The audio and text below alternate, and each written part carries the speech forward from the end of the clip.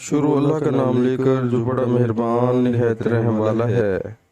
ये हाल देखकर पैरवी करने वाले हसरत से कहेंगे कि ए काश हमें फिर दुनिया में जाना नसीब हो, ताकि जिस तरह ये हमसे बेजार हो रहे हैं इसी तरह हम भी इनसे बेजार हों।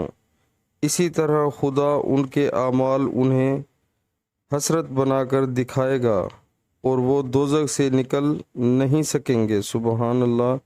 प्यारे मुसलमानों, अल्लाह ताला काफरों के बारे में इस आयत में बता रहे हैं कि वो जब दोज़ख का अजाब देखेंगे फिर वो दिल में हसरत करेंगे कि हमें दोबारा दुनिया में जाना पड़े और हम फिर अल्लाह ताला की जो है पैरवी करें, अल्लाह ताला का जो हुक्म है वो माने और अल्लाह के जितने भी अहकाम हैं सब पर अमल करें। लेकिन उस दिन कोई फ़ायदा नहीं होगा और जो उनको गलत रास्ते पर लगाते थे तो उनके बारे में वो कहेंगे कि इन्होंने हमें गलत रास्ते पर लगाया।